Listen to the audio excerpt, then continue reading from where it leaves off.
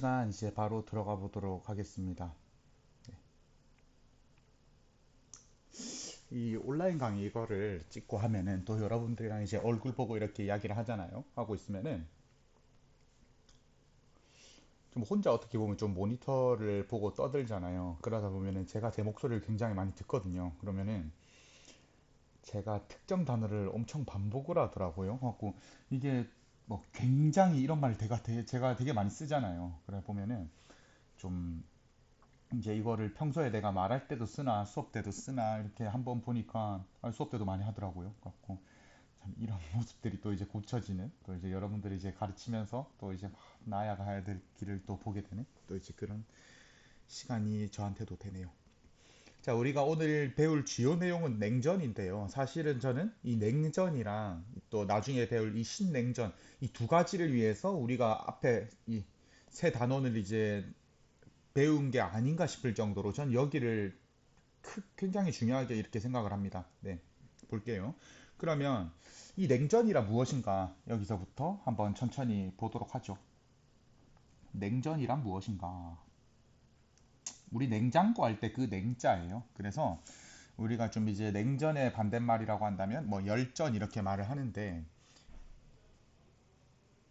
좀 열전은 무기를 가지고 그러니까 무기가 막 뜨겁잖아요. 막 폭탄이 터지고 하면 그게 열전이라고 치면은 이거는 그 무기도 없지만 그 차가운 거 냉장고 안에 들어가 보세요. 얼마나 막 서늘하고 차갑습니까? 그것처럼 이 갈등이 팽팽하고 언제라도 이제 그 핵미사일의 위협 속에서 이제 인류가 떨어야 했던 그 공포의 시대. 네, 그거를 냉전이라 생각하면 되고 이게 2차 대전 끝나고 나서요. 이제 좀 세력이 이제 이강 구조로 좀 좁혀지게 되거든요. 이 자본주의 진영인가 이 미국을 필두로 하는 자본주의 진영과 이 사회주의 진영 있잖아요. 소련. 소련을 필두로 하는 이 사회주의 진영으로 전 세계가 나눠져서 싸운 그런 것들을 말합니다. 네. 그래서 우리가 좀 시기적으로 이게 언제냐고 물어봤을 때 그 트루먼 독트린이란 걸 또 오늘 배울 거거든요. 그게 1947년 한 3월쯤이 되는데 이 트루먼 독트린부터 해가지고요.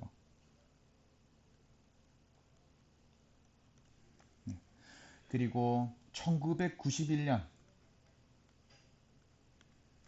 12월 26일 크리스마스 다음 날 이제 소련이라는 이 연방이 소련 연방이 그러니까 뭐 소비에트 연방이 붕괴하거든요.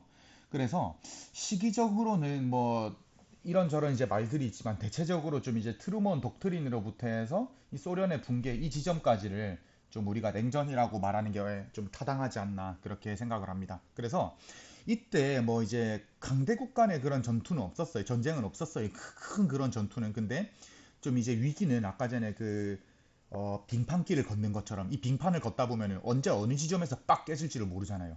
그 얼음 호수 위를 걷는 것 같은 그런 거고 얘네들이 그리고 이 서로를 이제 뭐 전쟁 억제력이라고 하죠. 그런 걸 위해서 핵무기를 엄청나게 많이 만들었어요. 그러면서 이제 이 핵무기의 수준이 얘네들 보유량이 뭐 미국이 조금 많을 때도 있고 뭐 그렇게 하지만은 중요한 건 뭐다. 미국이 뭐 많든 적든 간에 얘네가 미사일을 쐈을 때, 핵미사일을 쐈을 때, 뭐 얘네들도 쏘고 다른 핵 보유국도 쏘고 할 거 아니에요. 그것들이 이미 지구를 멸망시킨 데는 이제 충족을 한다. 뭐 그런 내용이죠. 그래서 이때 그 상호 확증 파괴라는 말이 좀 있었어요. 그래서 이제 핵무기를 가지고 있는 국가가 핵 공격을 하면은 상대국 역시 이제 핵을 쏠 거다. 그래서 이런 보복 전략이고 이게 뭐냐면 누가 먼저 시작을 하던 간에 누가 얼마만큼의 핵무기를 가지고 있던 간에 일단 다 죽는 거예요. 그쵸? 그래서 얘네들끼리 이제 핵전쟁을 좀 안 할 거 아니에요. 그래서 좀 이런 또 이제 어떻게 보면 뭐 세력 균형이라고 할까요? 그런 용어들도 좀 등장을 하고요. 요즘은 이제 2000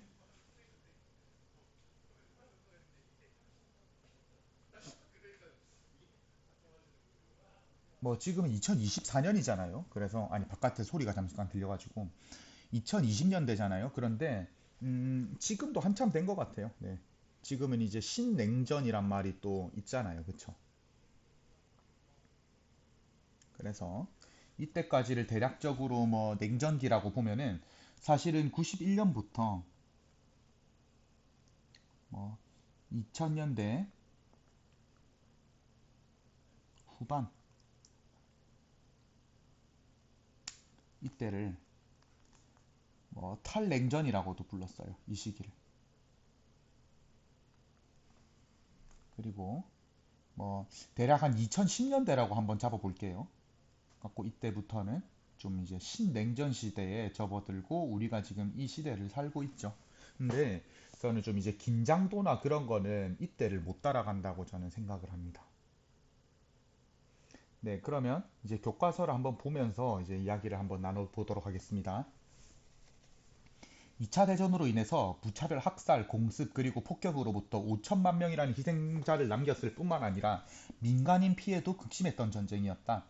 전쟁 중이었던 이제 1941년 루스벨트 처칠이 함께 발표했던 대서양 헌장에서 국제연합, 지금 유엔이 창설될 수 있는 기초가 마련이 되었고요. 이 국제연합이 이제 1945년에 출범을 하게 됩니다. 네, 여기에는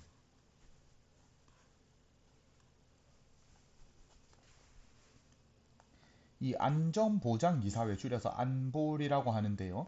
이 사람, 그러니까 이런 이제 국가들의 강대국의 결의가 총회보다 우선하고 삼인임 이사국을 포함한 강대국들은 안보리의 대표국으로 참여해서 국제평화 유지와 안보 유지에 책임을 지도록 구성합니다. 상임 이사국은 미, 중, 소, 영, 프 다섯 개고요. 상임 이사국은 언제든지 거부권을 행사할 수가 있다는 겁니다. 네.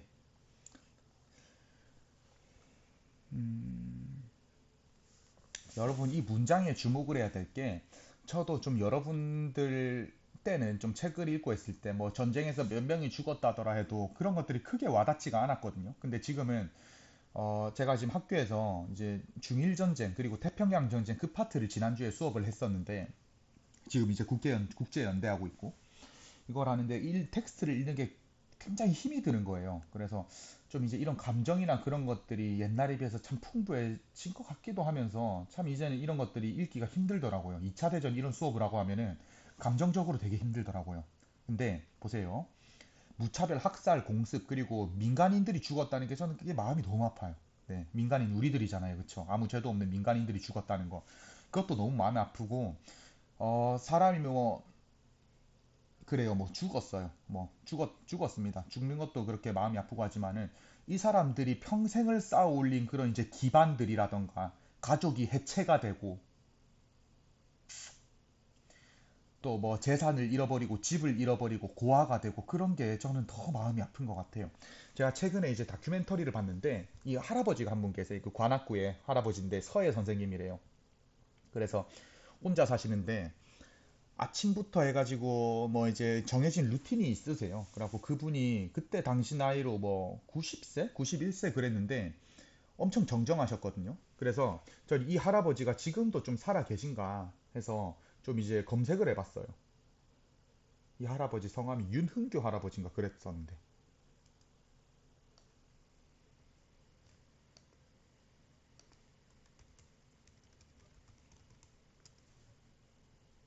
네, 이 할아버지 맞네요. 그래서 이 할아버지인데 이 할아버지 이제 그 다큐멘터리를 보고 나서 그 2014년 건가 그랬거든요. 그럼 10년 지났잖아요. 그럼 이분이 이제 100세실 건데 이렇게 정정하셨는데 지금 100세인데 살아 계실까 이런 궁금함도 있고 해서 이 할아버지 검색하니까 이상 가족이신 거예요. 그래서 예전에 이 냉전을 좀 이제 살아오신 분이다 하는 게 이 집이 굉장히 부잣집이었다고 해요. 네, 그래서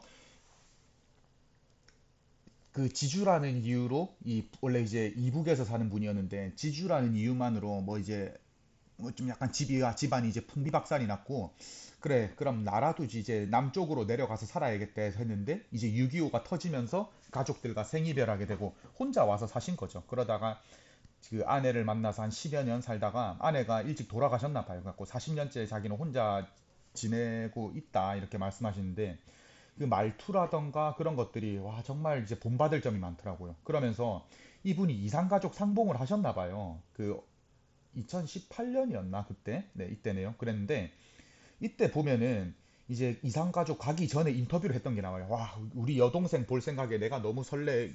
우리 지금 아버지도 돌아가시고 어머니도 돌아가시고 원래 사남매였는데 뭐 형아 뭐 이렇게 다 뭐 돌아가셨지만 여동생이 있어서 너무 좋다는 거예요.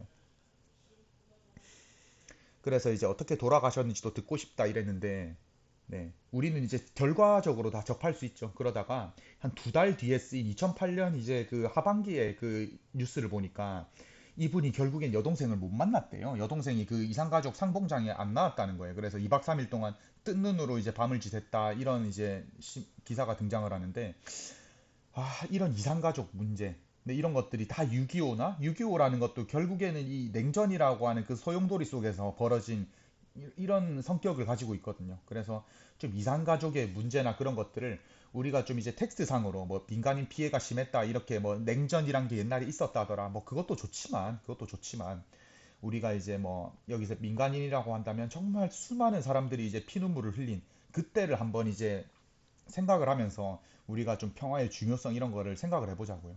그래서 막 평화의 중요성, 뭐 평화가 왜 중요한 거야, 뭐 관념적으로 평화 소중하니까요, 싸우면 안 되니까요, 전쟁 안 좋은 거니까요, 그런 게 아니라 정말로 전쟁이 일어나고 가면은 우리가 그 피해가 너무 커요, 우리가 입는 피해가. 그래서 그런 것들을 제가 생각을 하게 됩니다. 네. 그래서 최근에 이제 이런 수업하고도 좀 관련이 돼 있고 또 이제 이 할아버지 이야기를 이제 신문 기사로 접하고 하니까 굉장히 제가 요즘 들어서 마음이 좋지 않았었어요. 네. 자, 그럼 계속 보도록 합시다. 네, 그러면 우리 민족한테 그렇게 큰 비극을 안겨다 준 냉전이 어떻게 성립되었고 확대가 됐는가 이런 것들을 보겠습니다. 사실은 여러분들 한번 떠올려 보세요. 제 말을 듣고. 우리가 1945년 8월 15일에 독립을 했어요. 네. 일제로부터 이제 독립을 했다고요. 그런데 1950년, 그러니까 5년을 만으로 5년을 채우지도 못한 상황에서 6.25 전쟁이 한밤중에 터지는 거예요. 그러면 뭐 새벽이죠? 아니 6.25가 터졌으면은 사실은 5년 전까지만 해도 막 우리가 서로를 엄청나게 서로 이제 좀 이제 좀 뭐 적이고 막 그렇게 했지만은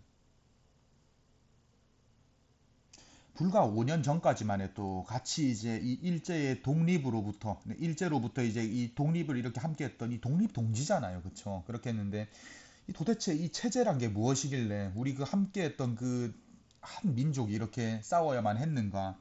그래가지고 뭐 얻은 게 있기라도 하면 모르겠어요. 근데 얻은 것도 없고 저는 참 이 파트를 설명할 때 아까 전에 말했던 것처럼 참 감정적으로 힘이 많이 드는 것 같아요. 네.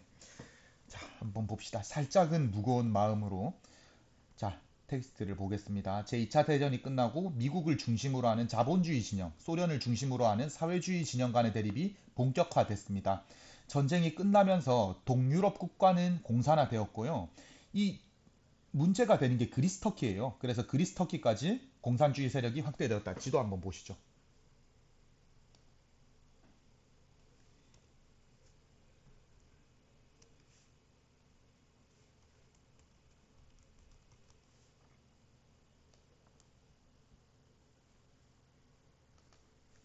이 지도란 게 이거 어, 좀 흔하지 않은 지도를 한번 볼까요? 네, 냉전.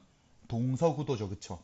이렇게도 보셔도 될 것 같고, 뭐 이런, 뭐 이 지도로 한번 봅시다. 냉전 하면은 이렇게 러시아가 크게 이렇게 있고요, 소련이 이렇게 있고, 이 미국이 이렇게 있고, 여기 이제 서유럽 국가들, 동유럽 국가들 있고, 터키는, 그리스는 결국에는 파란색이 되었네요, 그쵸? 그러면 여러분, 여기 초록색은 무엇일까요? 초록색. 네, 초록색. 초록색이 무엇인지는 이따 이제 나중에 마지막 차실 때 알려드리도록 하겠습니다. 네. 보시면 그래서 전 세계가 이렇게 색깔 빨간색과 파란색으로 이제 붉은색과 푸른색으로 이렇게 나누어졌다는 거 하고 냉전을 표현하는 이런 그림들이 이렇게 있네요. 근데 저는 사실은 이 그림도요. 좀 위치가 바뀌는 게 좀 더 좀 상징성이 있지 않나 하는 생각을 합니다. 네. 그냥 뭐 제 스스로 생각을 해봤어요. 뭐 보통은 뭐 이제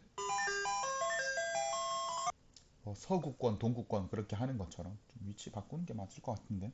아무튼 전쟁이 끝나면서 이제 공산화되었고 그리스 터키. 공산주의 세력이 했다고 했잖아요. 근데 방금 전에 파란색인 거 보셨죠? 보세요. 이에 대통령 트루먼이 공산주의 세력을 막기 위해서 트루먼 독트린이란 걸 이제 발표를 합니다. 그러면 트루먼 독트린. 그리스의 생존과 보전이 한층 더 광범위한 전응세와 관련 지어 볼 때 그리스가 소수 무장 세력의 지배, 이거 사회주의 세력 말하는 거예요. 지배 아래 들어가게 된다면 그 이웃인 터키에 대한 영향은 매우 즉각적이고 심각할 것이다. 이런 이제 중요한 시점에서 우리가 그리스와 터키를 뚫지 못한다면 그 영향은 동서양을 막론하고 매우 광범위할 것이다. 우리는 즉각적이고 단호한 조치를 취할 것이다. 따라서 나는 1948년 6월 30일까지 그리스와 터키에 4억 달러에 달하는 원조를 제공할 수 있도록 의회가 승인하기를 요청한다. 그쵸? 그래서 그리스와 터키를 이제 지원을 하게 됩니다. 그리고 이듬해에 48년도에는 이 서유럽에서도 이렇게 이제 돈을 풀기 시작하는 거예요. 공산화를 막지 않기 위해서 야, 너 그 사회주의 그 돈 타 쓰지 말고 우리가 재건하는데 도움을 줄 테니까 체제를 좀 이제 자본주의 진영으로 좀 넘어와라는 그런 이제 의미가 담겨 있죠. 그래서 마셜 계획이 이렇게 있고요. 경제 재건을 지원을 해줍니다. 그러면서 전 세계는 냉전이라는 자본주의 진영, 사회주의 진영 간의 국제적 긴장 상태와 대립으로 돌입하였다. 그리고 베를린 봉쇄, 베를린 장벽, 6.25 전쟁, 베트남 전쟁, 쿠바 미사일 위기 등의 사건이 나타나면서 한동안 국제적 대립과 갈등이 지속되었다라고 합니다.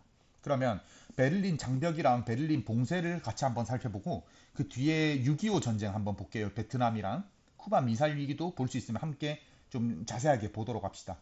마셜 플랜 여기 있죠. 그래서 조지 마셜이라고 하는 사람이 이렇게 미국 정부가 국가 경제를 재건하려는 의지를 지닌 모든 정부를 전폭적으로 지원할 것이다. 메카시즘이에요. 이게 메카시즘이 무엇이냐 하니까 보여드릴게요.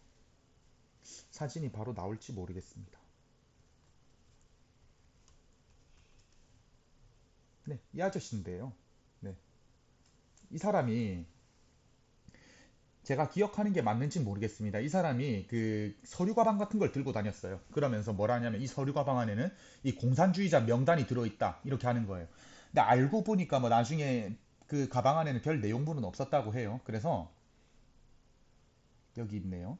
공화당 국회의원 메카시의 이름에서 나온 말로써 이 미 국무성 안에는 205명의 공산주의자가 있다. 이렇게 하면서 이제 그 서류 가방을 맨날 들고 다니거든요. 그러면서 이제 공산주의라고 하면은 그 반공산주의라고 하죠. 그래서 공산주의라고 하면은 엄청나게 좀 이제 탄압을 하고 했던 그런 시대예요. 그러면서 반공 이러면서 사람들을 이제 정치적, 그러니까 정적을 뭐 이제 반공 이러면서 이제 몰아세우거나 하는 거. 그런 것들을 메카시즘 이렇게 부르고요. 쿠바 미사일 기지 이런 것도 함께 보시면 되겠습니다. 아, 책에 다 나오네요. 네.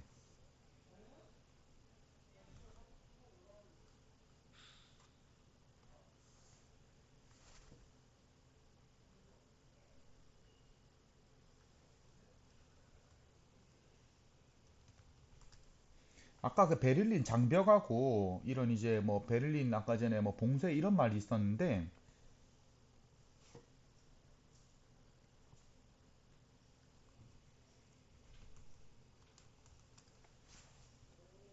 얘네들이 조금 특이해요. 자, 보겠습니다. 이게 전쟁이 끝나고 나서 동독과 서독으로 나눠져 있었거든요. 얘네는 동쪽이고 이제 공산 진영, 여기는 자본주의 진영 이렇게 동서 이렇게 나눠져 있어요. 그런데 원래 독일의 수도였던, 그러니까 저도 어릴 때 베를린 장벽이 도대체 어디 있는 거냐 이렇게 있는 줄 알았거든요. 근데 그게 아니더라고요. 볼게요. 이 베를린은 수도잖아요. 우리도 만약에 뭐 정말 그래서는 안 되지만은 뭐 대한민국이 나눠졌다고 쳐봐요. 그러면 우리도 서울 경기가 차지하는 뭐 인구적이든 뭐 이렇게 차지할 경제적이든 차지하는 비중이 높잖아요. 그래서 이 동쪽과 서쪽을 동독 서독을 이렇게 쪼갰을 때 2차 대전 끝나고 나서 이 사회주의 공산주의 진영, 자본주의 진영 했는데 이 베를린이란 곳이 이것도 참 반으로 나눠야 왜냐면 이거를 전부 다 동독으로 주기에는 여기가 너무 큰 거예요. 그래서 이제 동독, 서독으로 나눠져 있지만 이제 베를린도 마찬가지로 동베를린, 서베를린. 그래서 이 서베를린은 어좀뭐 대륙 안의 섬 같은 그런 느낌이에요. 네. 국경선을 지나야 되죠. 그쵸? 그래서 여기에 건설된 게 베를린 장벽이에요. 이민자가 탈주자가 너무 많으니까 동독에서 서독으로 탈주를 많이 하거든요. 그래서 이 과정에서 이 탈출 루트가 어, 탈출 루트를 막기 위해서 베를린 장벽을 세웠다. 이렇게 보시면 되겠습니다. 그래서 이 베를린 장벽도 여기 나와 있네요. 동독은 주민의 탈출을 막기 위해서 동서 베를린 사이에 40여 킬로미터에 이르는 길고 두꺼운 콘크리트 담장을 쌓았다. 베를린 장벽이다. 전쟁으로 엄청나게 많이 죽습니다. 6.25 때도 엄청나게 많이 죽어요. 저 이게 진짜인지 모르겠는데 그 말이 있더라고요. 그 한국 전쟁에서 쓴 미사일 수가 뭐 2차 대전 때보다 쓴 게 많다 뭐 이렇게 그런 말을 우스갯소리로 한번 들은 것 같아요. 그게 진짜인지는 저는 모르겠습니다. 네, 흘려 들으세요. 6.25도 보시면 되고 네. 벨푸어 선언이나 후세인 맥마흔 선언 시간 되면은 함께 같이 보도록 하죠. 그쵸? 그래서 여러분들 교과서 144와 145를 이제 잠깐 읽어 주시고 그 뒤에 우리 아까 전에 그 초록색이었던 제3세계를 한번 배워보도록 하겠습니다. 자, 그러면 두 번째 숫자 알려드릴게요. 두 번째 숫자. 두 번째 숫자는 8입니다. 8. 그럼 잠시 144, 145 여러분들이 읽고 네, 한번 풀어보고 그 뒤에 이제 제3세계 설명으로 이어나가겠습니다.